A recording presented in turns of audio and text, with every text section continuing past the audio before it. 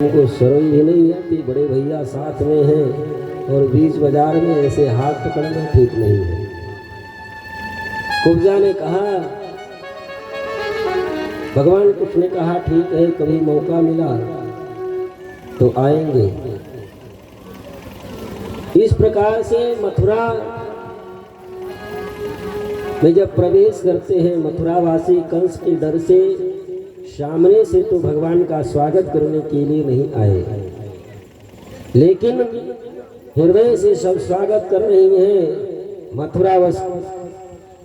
मथुरा के नर नारियां सब अपने खिड़की से भगवान के ऊपर पुष्पों की वर्षा कर रही हैं और भगवान मथुरा में जब प्रवेश करते हैं, जिधर जिधर भी उनकी निगाह जाती है, जिधर जिधर भी उनकी निगाहें जाती हैं, वो भगवान का होकर के ही हो जाता है, क्योंकि भगवान की नजरों में वो जादू है कि जिसके ऊपर भी एक बार वो इन जादू भरी नजर से एक बार देख ले तो भगवान का हो ही जाता है।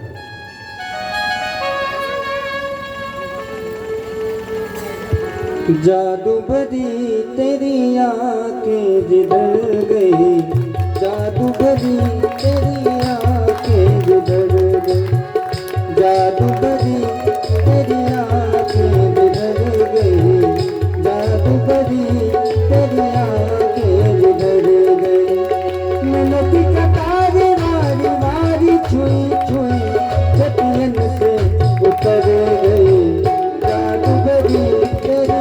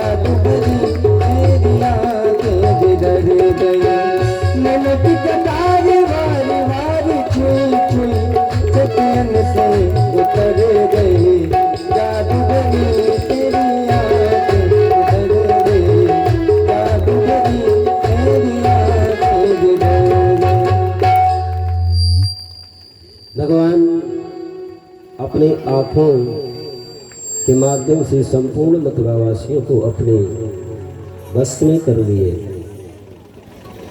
और जो आगे बढ़े, महाराज कंस के महल के समीप, तो अपने महल के बाहर कुलिया पेड़ हाथे वो कंस लगा रखा था मदिरा पिला करके कि जब इधर से कृष्ण और बलराम निकले तो महावत को कह रखा था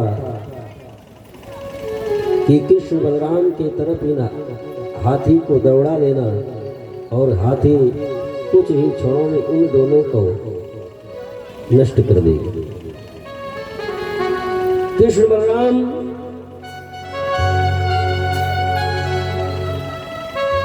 जब महाराज कंस के महल की तरफ बढ़े और कुलिया पीड़ हाथी को महावत ने कृष्ण और बलराम की तरफ दौड़ाया। देखते ही देखते कुछ क्षणों में भगवान कृष्ण कुलिया पीड़ हाथी का उद्धार कर दिए। उसके दोनों जो दांत थे भगवान कृष्ण और बलराम तोड़ करके हाथ में ले लिए।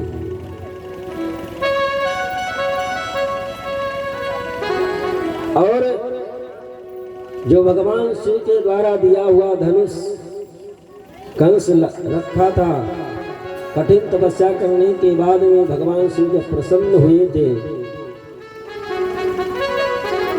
तो कंस ने भगवान शिव से पूछा था कि हमारी मृत्यु कब और कैसे होगी।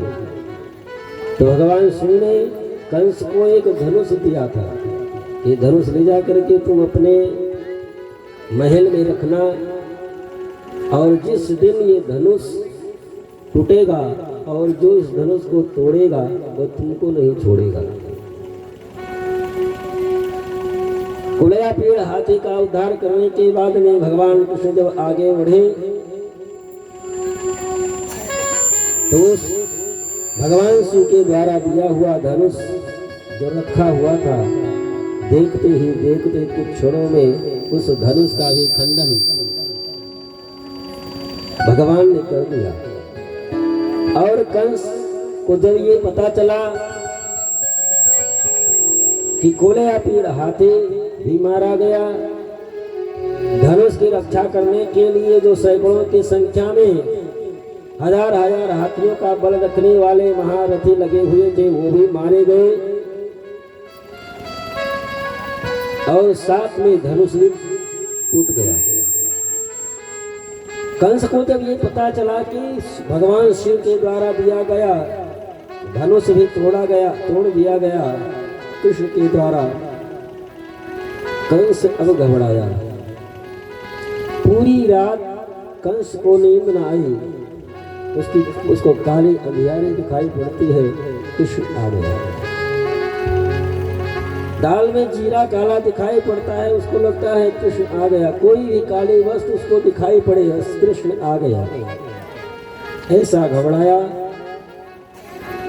कि उसको हर जगह कृष्ण ही कृष्ण दिखाई पड़ रहे हैं। सुबह हुई, भगवान कृष्ण ग्वाल वालों के साथ नंद बाबा के साथ में जहाँ पर मेला का आयोजन किया गया था, भगवान कृष्ण ग्वाल वालों के साथ में जब वहाँ पहुँचे, ऊंचे मचान पर कंस बैठा हुआ था। शल तोसल मुष्टिक चांडोर जो हजार हजार हाथियों का बल रखने वाले भगवान कृष्ण को ललकारे। भगवान कृष्ण और बलराम जब सभा में पहुंचते हैं तो भगवान कृष्ण तो हैं तो एक, लेकिन भगवान कृष्ण सबको अलग अलग रूप में दिखाई पड़ रहे हैं। मल्लानाम नृणाम, जो अपने को शक्तिशाली मानते हैं कि मैं बलवान हूँ, हमारे समान कोई शक्तिशाली है नहीं, भगवान उनको पहलवानों की तरह दिखाई पड़े। जिनकी जैसी भावना थी, भगवान तो हैं एक, जो साधु स्वभाव के थे उनको तो भगवान ब्रह्म के रूप में दिखाई पड़े, जो दुष्ट थे उनको भगवान काल के रूप में दिखाई पड़े, और जो माताएं थीं जो वात्सल्य भावना को रखने वाली थी उनको भगवान अपने बालक के रूप में दिखाई पड़े। जाती रही भावना जैसे, जाती रही भावना जैसे, प्रभु मूर्ति दे तीन तैसे, प्रभु मूर्ति दे तीन तैसे, जाती रही भावना जैसे। श्री राम जय राम, जय जय राम जी, जय जय विघ्न शरण हनुमान जी। सल तोसल मुष्टिक चांडूर जो हजार हजार हाथियों का बल रखने वाले भगवान कृष्ण और बलराम को ललकारते हैं। भगवान कृष्ण ने कहा कि मामा दे, आपका यह शरीर हाथियों के समान, इतने आप शक्तिशाली, मैं आपसे कहाँ लड़ सकता, हम तो छोटे से बालक, अभी तो 12 वर्ष के भी नहीं पूर्ण हुए, हम आपसे कहाँ लड़ पाएंगे। तो वो कहता है कि मैं जानता हूँ, ना बलो ना बालो ना किशोरस्त्वं बलश्च बलिनां वराह, लीलयेभ्यो हतो येन सहस्ररूपा शतप्रतः। हमको पता है कि जब तुम 6 दिन के थे, जो हजारों हाथियों का बल रखने वाली मेरी माँ पूतना को तुमने मार दिया। सट्टासुर, अघासुर, बकासुर इत्यादि बड़े बड़े दैत्य थे, उनको तुमने संहार कर दिया। आज तो तुमको हमसे लड़ना ही पड़ेगा। सल तोसल मुश्किल चांडोर जब नहीं माने तो भगवान कृष्ण एक चाटा मारा और सल तोसल का उद्धार भगवान करते हैं। मुश्किल चांडोर का उद्धार बलराम जी ने किया और वहाँ पर जो हजारों की संख्या में जो सैनिक थे वो सब अपना हथियार डाल दिए। भगवान हम आपकी शरण में हैं। भगवान देखते ही देखते एक छलांग में जहाँ ऊंचे मचान पर कंस सिंहासन पर बैठा था, भगवान एक ही छलांग में मामा कंस के पास पहुंच गए और उस कंस के बाल को पकड़ करके हाथ में लपेट करके और सिंहासन से नीचे खींच लिया। कंस कहता है छोड़ो। क्यों मामा जी, दर्द हो रहा है? बाल पकड़ने से क्या दर्द हो रहा है? कंस ने कहा कि ये बदतमीजी क्या है? क्या बाल पकड़ने से दर्द नहीं होगा? भगवान कृष्ण ने कहा कि जिस समय आप हमारे माँ के बाल को पकड़ करके रथ से नीचे खींचे थे, उस समय भी आपको ये लगना चाहिए था कि बाल पकड़ने से दर्द भी होता है। क्या उस समय आपको आभास नहीं हुआ था? मामा, मैं भगवान हूँ, हमारी तरफ देखो, हम तुम्हारा उद्धार करेंगे। ऋषि मुनि हजारों वर्ष कठिन तपस्या करते हैं कि अंतिम समय में हमारा नाम मुख से निकल जाए। जन्म जन्म मुनि जतन कराही, अवंत राम कई आवत नाही। और मैं तुम्हारे सन्मुख खड़ा हूँ, हमारी तरफ देखो, हम तुम्हारा उद्धार करेंगे।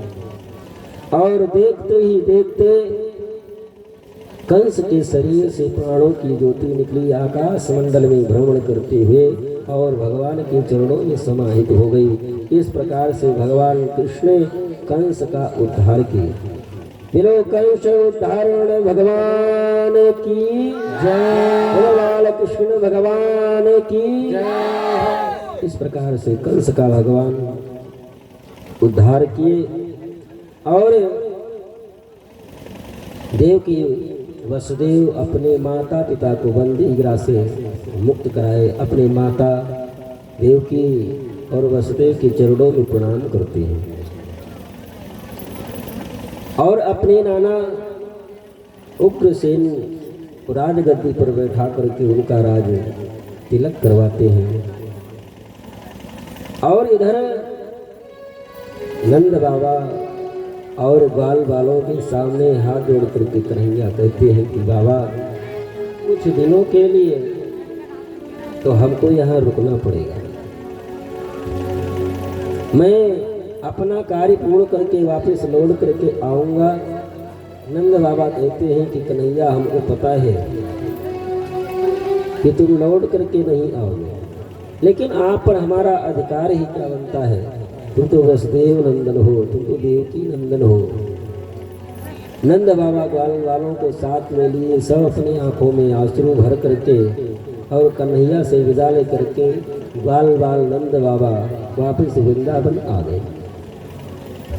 भगवान कृष्ण मथुरा में रहे हैं।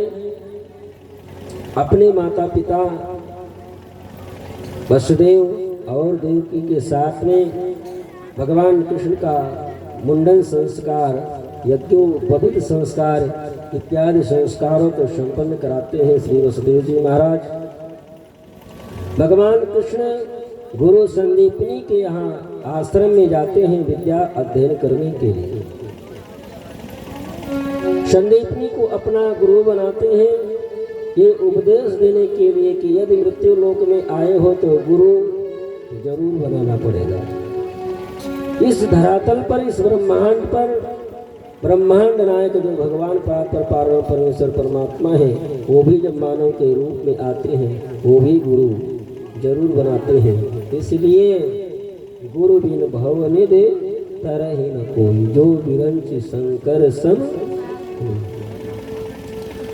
भगवान कृष्ण संदीपनी से दीक्षा लेते हैं, शिक्षा ग्रहण करते हैं।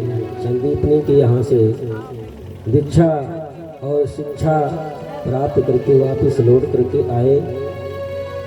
एक दिन माँ देवकी स्वयं अपने हाथों से भोजन बनाती है, सुंदर सोने के थाल में सजा करके जब भगवान कृष्ण के सामने लेकर के आती हैं और उसमें मक्खन देख करके भगवान कृष्ण के आंखों से आंसू गिरने लगता है और जो लोग चिल्ला करके जब रोने लगते हैं, देवकी मन में विचार करती है कि क्या हुआ।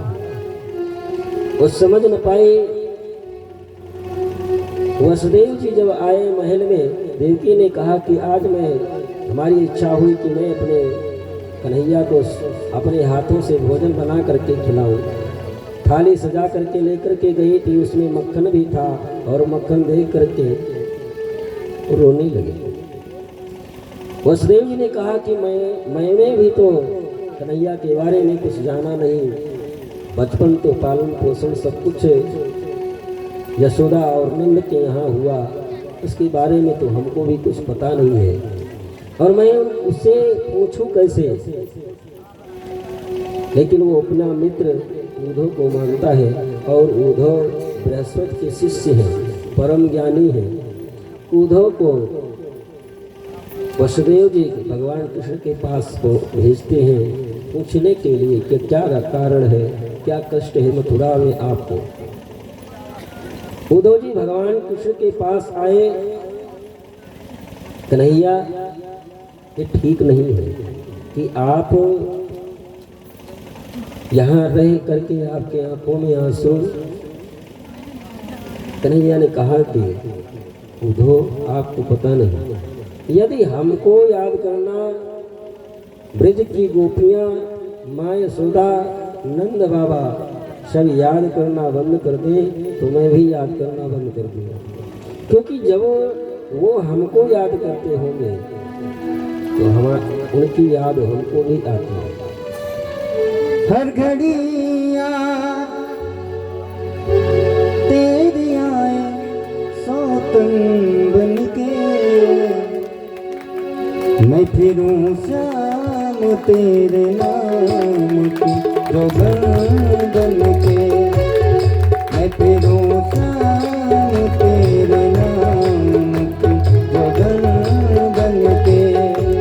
हर घड़िया तेरी आए सौतन बन के, हर घड़िया तेरी आए सौतन बन के, मैं फिरूं शाम तेरे नाम की जोगन बन के, मैं फिरूं शाम तेरे नाम की जोगन बन के।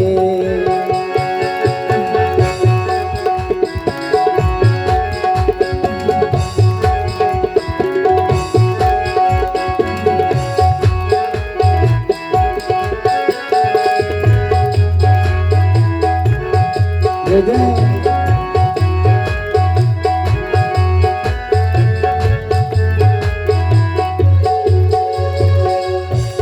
एक जमाना था बुलाने से चलाया था, एक जमाना था बुलाने से चलाया था। तुझको कर कर में मेरा चेहरा नजर आता था, तुझको कर कर में मेरा चेहरा नजर आता था। टूट गई मैं तो तेरे चेहरे का दर्पण बन के, टूट गई मैं तो तेरे चेहरे का दर्पण बन के, मैं फिरूं शाम तेरे नाम की जोगन बन के, मैं फिरूं शाम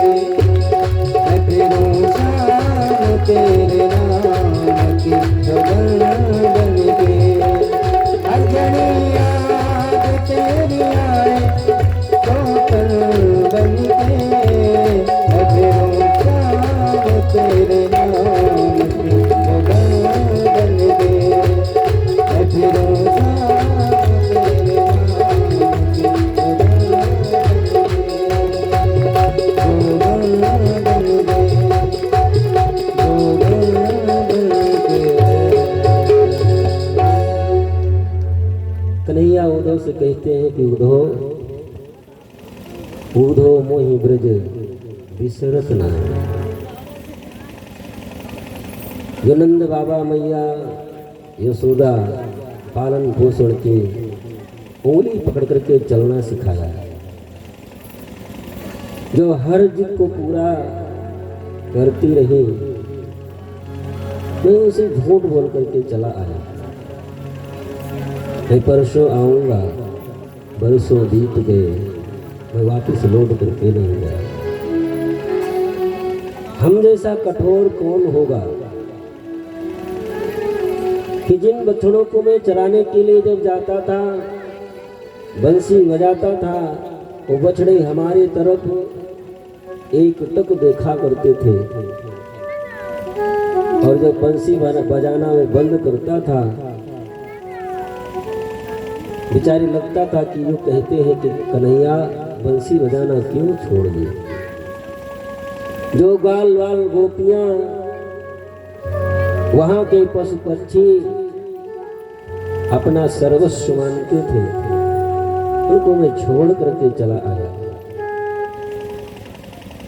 उद्धव, मैं तुमसे निवेदन करता हूं, तुम गुरु बृहस्पति के शिष्य हो, ज्ञानी हो, अपने ज्ञान के द्वारा उनके हृदय से हमारे प्रति जो प्रेम है वो निकाल दो। वो हमको याद करना बंद कर देंगे, हम उनकी याद हमको ही नहीं आएगी। उद्धव ने कहा कि ये तो चुटकी बजाने का काम है, मैं जाऊंगा और अपने ज्ञान गंगा के द्वारा उनके हृदय में जो आपके प्रति ये दिखावे का प्रेम जो है मैं निकाल करके आऊंगा। सुबह हुई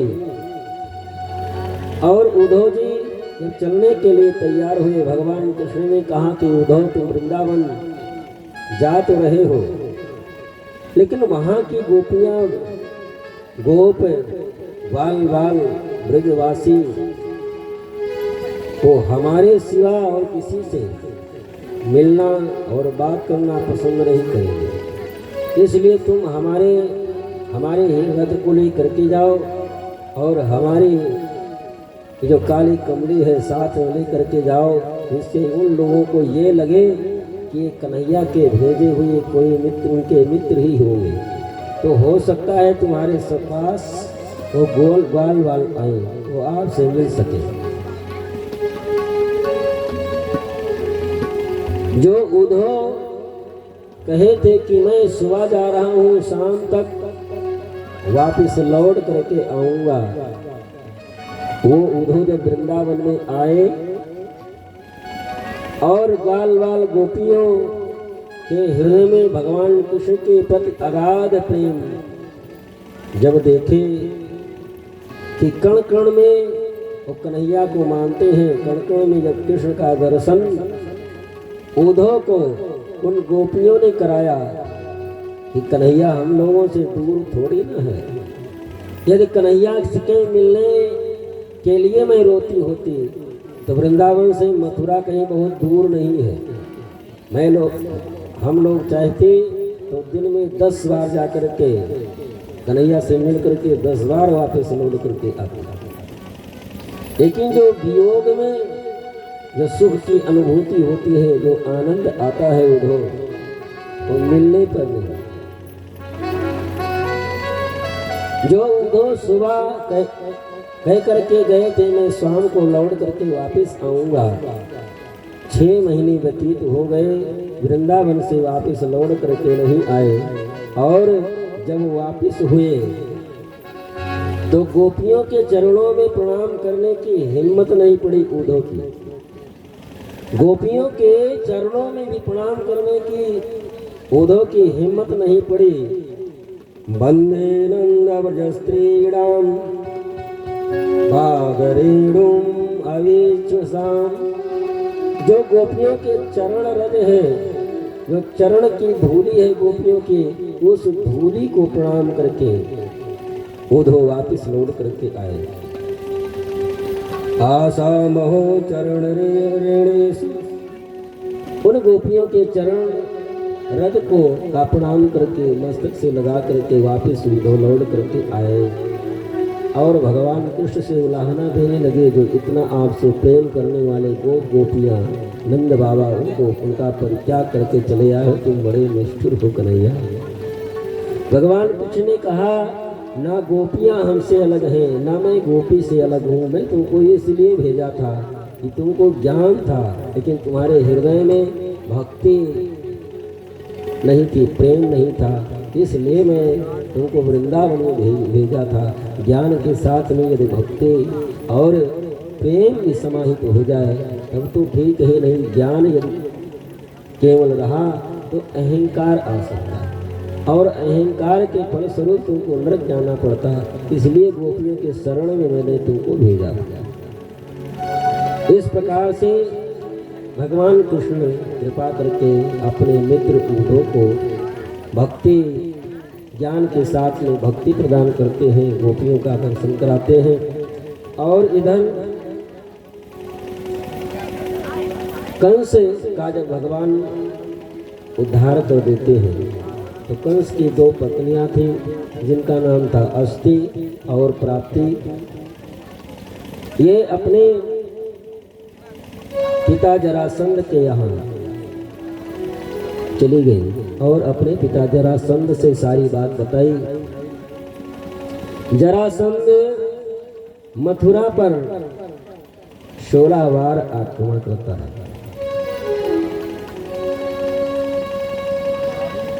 मथुरा पर 16 बार आक्रमण करता है, 16 बार पराजित होता है। तो श्री सुखदेव जी महाराज से राजा परीक्षित ने कहा कि भगवान जब उसको पराजित कर देते थे तो मार क्यों नहीं दिए जरासंध को? यदि मार देते तो दोबारा युद्ध करने के लिए आता क्यों? ये 16 बार क्यों आकर उससे लड़ते रहे? श्री सुखदेव जी महाराज कहते हैं, राजन भगवान इसलिए जरासंध को छोड़ देते थे कि इसको छोड़ देंगे तो ये जाएगा, जितने भी क्रूर राजा हैं और क्रूर लोग हैं सबको इकट्ठा करके लेकर के आएगा, यहीं पर उद्धार कर देंगे।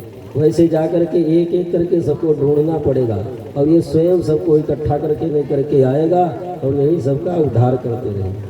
इस प्रकार से 16 बार जरासंध मथुरा पर आक्रमण करता है। भगवान 16 बार उसको पराजित करते हैं, लेकिन 17वीं बार जब युद्ध करने के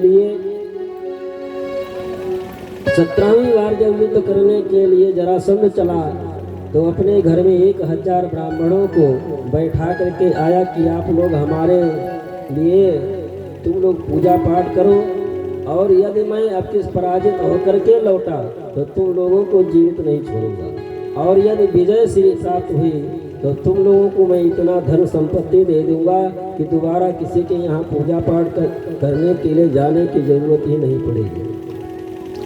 युद्ध करने के लिए 17वीं बार चला। काल यवन जो इराक का राजा था उसको भी बुलाया था उस युद्ध में लड़ने के लिए।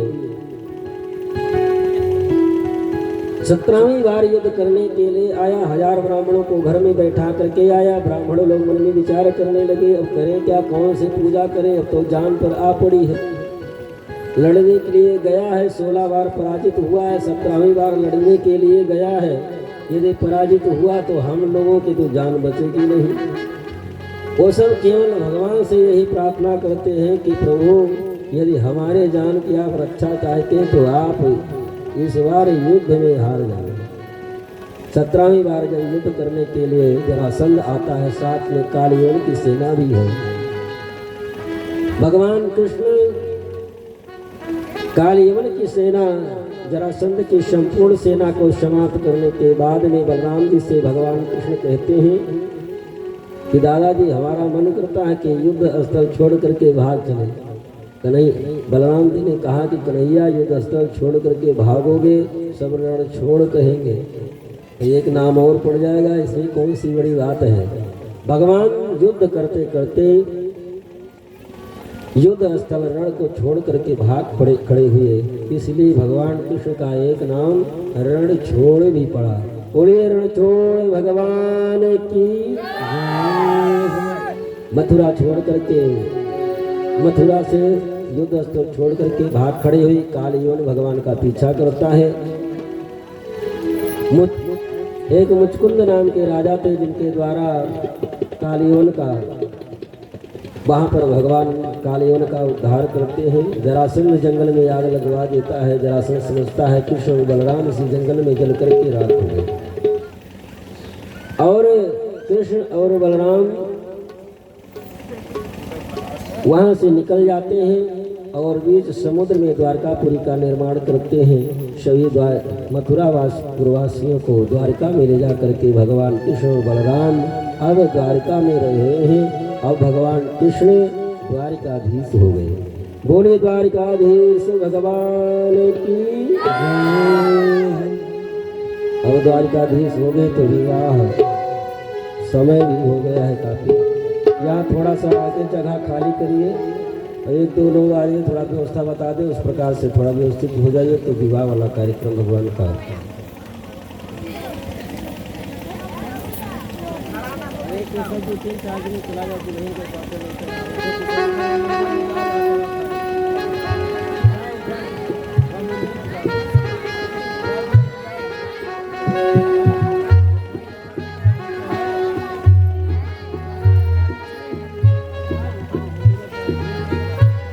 बोले बिहारी लाल की जय। आप लोग पिछड़ जाइए थोड़ा पीछे। बाकी पीछे हटिए, उधर थोड़ा पीछे हटिए, इधर जगह खाली कर दी थोड़ा सा।